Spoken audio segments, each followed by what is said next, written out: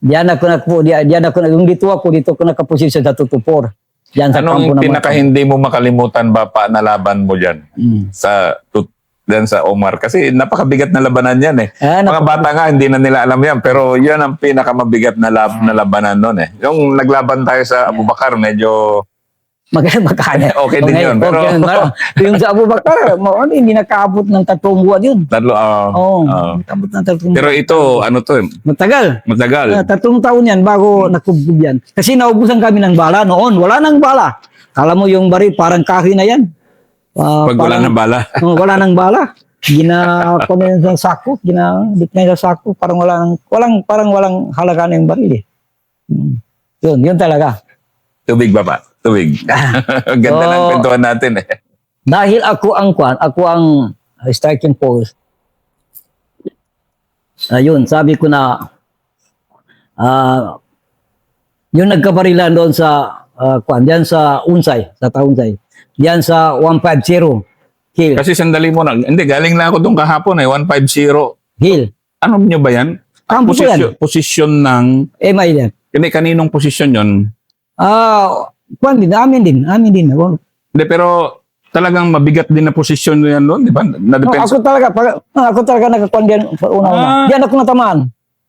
Sige, ikwento mo nga ba pa? Kasi doon ako kahapon. Dito. Diyan ako natamaan. Ito yung mga kwentong ano.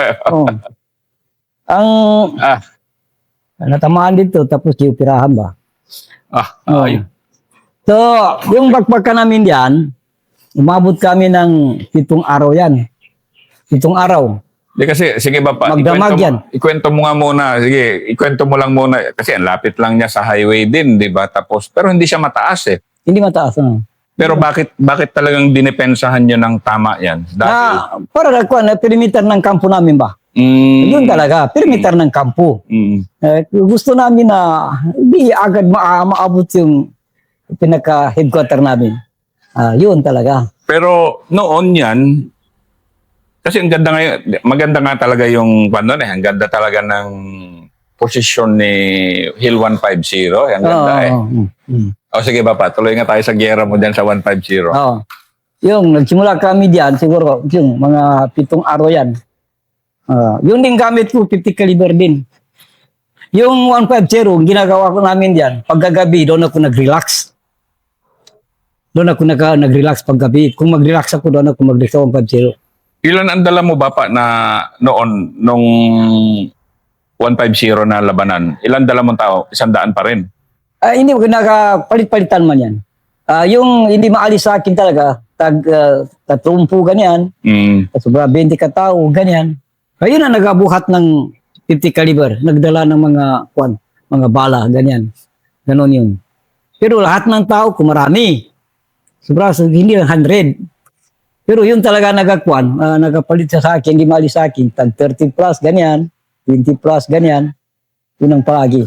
Pero anong style mo? Kasi wala pa, yung daan, bapa, galing ako kahapon doon, konkreto na eh. Pero noon, may daan na ba noon? Yung paakyat ngayon, konkreto na ngayon? Tao lang ang daanan. So, hindi pa yan noon sementado? Hindi pa. Kabayo na lang gamit namin noon. Pero, di ba inassault kayo ng tangke rin dyan? Yung gera na yun, yung na-wounded ka? Tangke ba yung umassault? Hindi, tao yun, tao. Hindi pa naka-assault yung tangke. Nakaabot doon sa, anong bumukin doon sa, dito yung 150, doon banda. Doon banda. Hindi makaabot? Hindi, nagkabarilan kami noon. Doon ako sa 150, ang tao doon sabi ko na hindi ko alam, doon sa Gandingan. Gandingan ba yun? Si Karyalan, si Karyalan doon. Yan nakapuso doon, si Karyalan. Kami ang nag-cover para sa kanila ng 50 caliber. Ano? Paanong galawan nyo noon? Kwentong ano to, paano, kasi ano ka na noon eh. Battalion commander ang level mo noon, di ba? Hindi. O company? Hindi rin. Basta trainers ako. Trainers, pero sa'yo yung yung... Nag-strike. Strike. Yan yung pinaka-elite. Yan yung yan yung talagang birador eh. So anong galawan nyo noon? Sinakaryalan ang parang base nyo, ganon. Tapos kayo lang... Si Emil Umra ang mag-order. Siyang brigade namin, si Emil Umra. Si Karyal noon, batalyon lang. Batalyon si Karyal noon. Ganon. Tapos ikaw, pinapasok ka lang sa mga mahihirap na misyon, gano'n? Oo, ganon. Alam ko naman yung utak na ganun ganyan. Striker. May mga medyo mahirapan, doon ako pinatapos. Doon ka pinapalo. Doon ako pinapalo. Ganon yun. Palo ang term kasi namin sa Ranger yung gano'n ba? Ganon pala yung ano. Sige nga, Bapa, ikwento mo nga yung laban mo sa 150 na na-wounded ka. Kasi yun, mga 7 araw yan, ang labanan namin. Yung sabi mo na yung tanki, nakuha yung position ni Karial diyan. So doon ako naman sa 150. So yan. Tapos ganon yun. Meron akong blocking doon sa unahan ko sa baba. Tapos yun ang problema namin doon. Umalis yung si Malads. Yan ang si Malads. Umalis sa pwesto niya? Umalis sa pwesto, hindi siya nagsabi.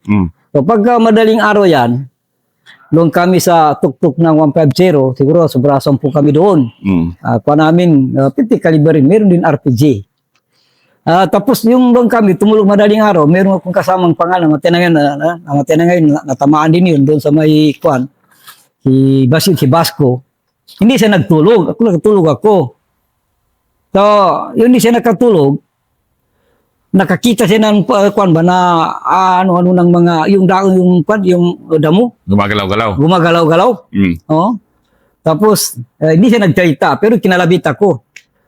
Yung nakalabit na ako, gising ako, parang kuan ba narinig ko rin yun. Ginising ko naman yung mga kasama ko, mga ustads. Sabi ko gising kayo parang kuan. So yun. Yung kuan na, yun pa problema. Sabi ko ano ba ito? Baka baboy. Kasi may kasama ko din sa unahan. Yun. So, parang alanganin kami magbanat ba? So, mabuti kaya meron kaming password ba? Password. Yun. Ang password namin noon, asin at saka dagat.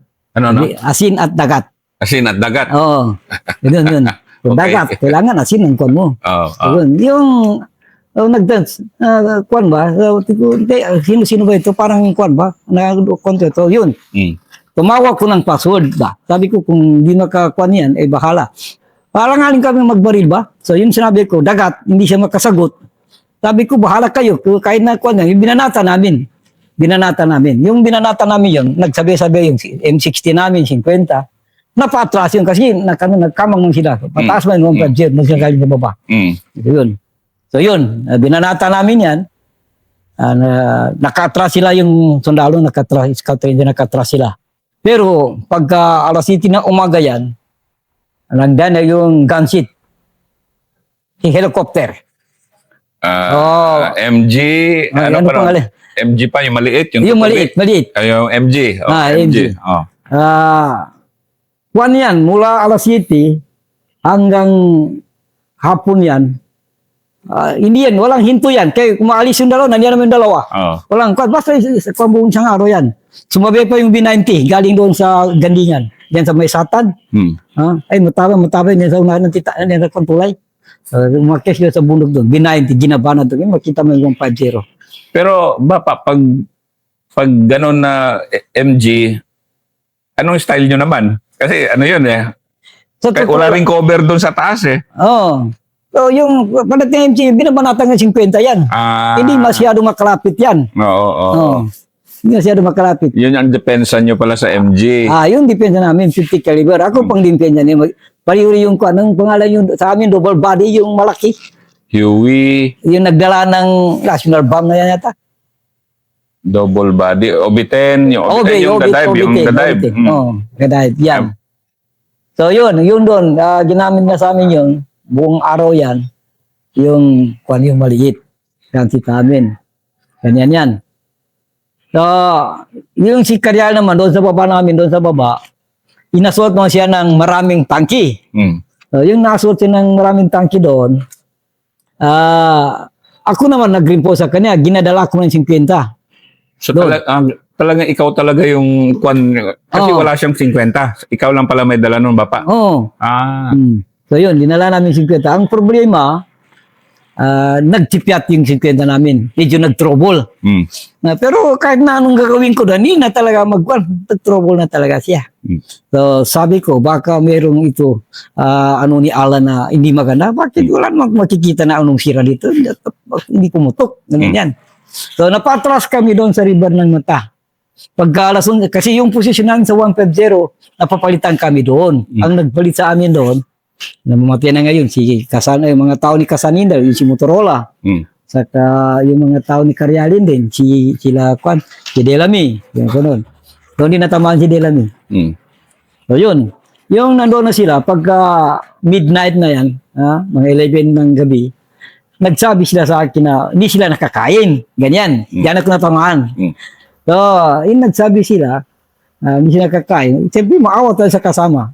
Yung mga kasama ko naman, hindi na kaya maghatid ng bagay, kaya pagod na. So, ako na naghatid doon sa 150.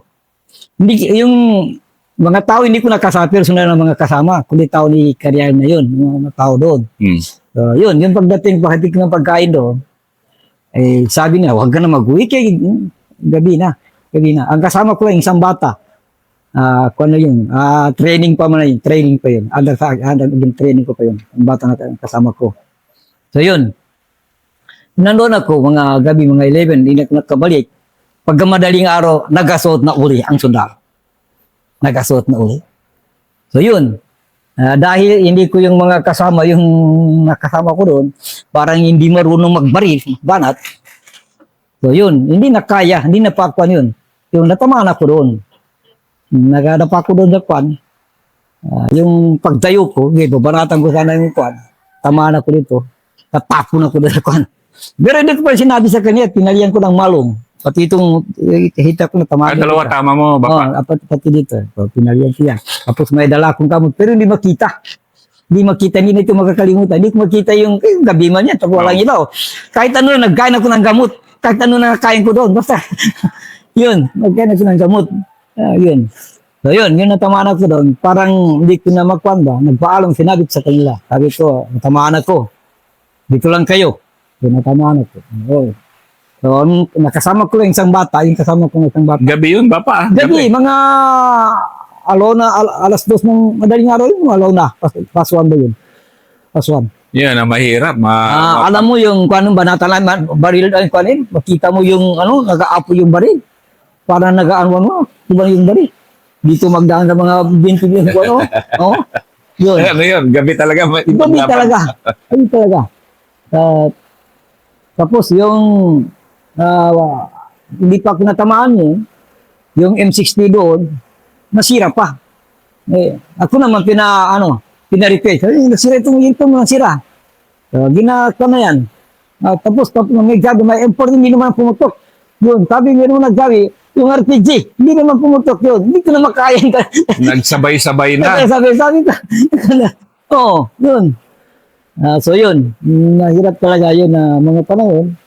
Pero dahil sa yun, sa puso namin, ay ang pinaglalaban namin ay talaga yung Allah. Na yung ganun, bapa, yun ba yung pinakamabigat na mga panahon sa'yo? Yung nandito kayo? Ayun talaga pinakamabigat. Kasi yung natamaan ako at nakuha na yung 5-0, yun ang unti-unti nakaakyat ng nakaano na. Na. Yun talagang dahilan. Kasi kung hindi makuha ang 150, hindi kayo basta-basta makuha sa taas, no? Yan talaga yung pinaka-first. Yun ang pinaka-first na depensa sa ibang dapat. Asaka yun, medyo naubos na yung bala, kahit ang wala ng bala. Ang pinakamataas na bundok dito banda, yun sa Binantal. Yun ang pinakamataas. Pero hindi ba kayo napapagod noon? Ang init-init sa taas Napapagod man, pero dahil sa natin, parang wala yun. Ganon? Parang napapagod man, pero tinitiis yung pagod na yun. Ganon. So yun, nangyari na yun, yung medyo na kami doon, so pinag-isip naman, pinag-meetingan naman, iharang yung highway. 2000, na to? 8? Hindi. 2008 na yata 2008. Hindi pa. Hindi pa. Bago 2000. 19 pa yun. 19 pa yun. Mga, kung yun siguro, mga 1999 na yun siguro. Ganon. Mga 1999. Unang hinarang namin dito sa may Satan. Hindi, Papa, yun ang tanungin ko. Bakit nyo ginawa yun? Yung pagharang nyo na yun? Kasi sa amin, kasi ang kalaban, gobyerno, para maramdaman ng gobyerno na asa ka makakuan yung gobyerno. So yun talaga ang dahilan, bakit harang yun, para makahanap yung gobyerno ng pag-usap ba. Noon. Oo. Medyo bukas na kayo sa pag-uusap noon. Mula pa man, yun din hangar doon, yung pag-usap din. Yun din talaga, mula pa sa noon, yun din hangarin doon ay makapag-usap. Oh. Pero yung pag-usap na talagang solusyon sa problema ng Abang Samoro, yun talaga. Yun din talagang hangar namin doon. Hindi naman, mamamatay lang, hindi yun din hangar ng ML ay magkakaroon din ng kapayapaan. Yun din talaga. So yun dahilan, pinaharang diyan sa highway para baka dahilan magkakaroon ng konversasyon. So, pero mabigat na labanan din yun kasi sabay-sabay niyong pinag-haras noon yung mga detachment din yan. Oo, sabay-sabay yun. Sabay-sabay. Lining. Sige nga, Papa, ikwento mo kayong panahon na yun? So yun. Yung harang na yun, so, umabot siguro ng 2 araw ba yun? 3 araw? Yan sa may Satan. Yun. Yun lang hindi ko rin matatandaan kasi ang nagkano sa pag-negotiation noon, yung namin, yung admin namin si Juan Alimudin. Kaya nagkakuan ng negosasyon. Pero hindi kami alis doon hanggat walang mapag-usapan. So yun, nagkaroon lang siguro magandang napag-usapan. So nagbalik kami sa taas. Nagbalik kami sa taas yun. So nagkaroon din naman noon din na iharan din dito sa may Bagan. Siguro umabot dito sa 5 araw ba yun? Ang panalang doon, ang pala nakuha nila una, siguro pag maaari ng Bang Samoro na yung nagadala ng mga Coca-Cola. Yun ang ginakarang doon sa karsada. Harang doon sa karsada. Wala naman makalapit kasi yung hinaharang na yun, siyempre naglagay tayo ng tropa doon sa ibang-ibang area na once na darating yung sundalo, magkabarilang, babanatan. Ganoon yun talaga. Hanggat walang mapag-usapan. So, ganoon din yata yun, napag-usapan din yun. Umabot ng mga mga 5 araw yata. So, yun. Ganoon nangyari yun. So, yung nakakuha na yun, so, yun ang mahirap siguro, talaga nagbanat na yung ang gobyerno. May nangyari dito sa may Talayan, may nakabase diyan na sobrang 10 na 105. Yun. Yun ang problema nyo. Yun. Yun talaga. So, sa aming pag-isip, talaga ibabanat sa amin yun. So, ang ginawa namin doon, ay giharas namin. Ang 105? 105. Konti lang kami noon. Ang dala namin noon, isang 60 mm lang dala namin noon. M60 ba pa? Hindi, 60 mm. Yun lang. Yun lang dinala namin. Tapos, yun. Lahat ng sundalo naka-stay na mula doon sa may Udin hanggang dito sa may Pambatuan. Nakakuha na yung sundalo. Naka-stay na sa daan ba? Wala ka nang madadaanan. So, pagpunta pa namin doon, yung mga tao, mga sibilyan na maraanan namin, sabi niya, saan kayo magpunta? Sabi namin, dito sa bundok. Sabi niya, mag-ingat kayo kay maraming sundalo dyan. Hindi niya alam na may dala kaming 60 mm. Hindi niya alam. So, ganun. Yung paggagabi na, kasi alam namin yun tinapunan namin yung siguro, natamaan doon yung bala, ginaimbak nila yun. Natamaan kasi yung nahulog na yung nagputok na, tapos sabi-sabi yung sundalo nagputukan. Sila nakaputukan mga sundalo lahat. Nangyari diyan sa bakuran ng munisipyo, wala langsak ng yan yung bala yan. Gano'n pa, Papa? Gano'n nangyari dyan pala nung... Gano'n. Gano'n yun Kasi yung sundalo noon, medyo nakaakyat na, meron na doon sa, yun sa 1500, meron dito sa may meron din dito sa, dito sa unahan, Kataman. Barangay Kataman, meron din diyan sa Dalo. Tapos meron din mga marami, yun. Pero nakasingit pa rin kayo? Dito kami nagdaan sa baba. Anong naging rota nyo? Ito? Dito, basta, alam mo naman, kung gabi yan, Kahit 10 meters makadaan ka man, hindi ka makita. Kung madilim yan, kahit 10 meters makadaan yung tao dyan, basta disiplinaro lang. Totoo lang. Totoo yun talaga makakam. Anong disiplino nyo naman, Bapa, nun? Yung, anong disiplina nyo sa galawan? O una, walang maingay, siyempre. Yun talaga. Paggabi, paano ang disiplina nyo? Siyempre, nagawa kami ng kung gabi, minsan may tali, kasi minsan kung wala kang kuwan dyan, may iwan yung kasama mo. Tapos, ganun ba? Tinatali nyo sarili nyo? Ginakuan lang. Tapos, meron naman yung mga nag-ilaw-ilaw kung gabi, ginakuan siya sa likod, ganyan, para hindi mawala yung kasama, ganyan. Ganun yun eh. Grabe. Saka, ang iba dyan, kasi dito kami pinaganak. Kabisado namin area. Yan ang lamang namin na malaki. Yan. Sa kabisado namin area. Kasi once nagkabisado ng area, ay lamang ka na sa barilan. Alam mo na kung anong gagawin mo. Kasi kami, kung magbabarilan yan, dahil kabisado natin area, kahit dalawa lang, isa lang, kaya mag-divert yan. Kaya mag-divert. Kahit isa, dalawa lang. Hindi tulad ng sundalo, hindi kabisado. Kung mag-divert yan, isang platoon yan, isang squad, dalawa, tatlo lang. Okay na yun, kasi kabisado natin yung area. Yung pala yung, para mga NPA din sa bundok, alam na alam nila yung alam nila yun. Kaya ngayon, mahirap yan. Mahirap punin. Ibig sabihin, Bapa, kahit mga pawas, dito pawas, wala, kayang-kaya niya, ano lang yan. Kayang-kaya yan. Kayang-kaya yan. Nagkabarihan kami din sa pawas. Yung dalawang tama ko dyan sa pawas yan. Sige, mamaya pa yun.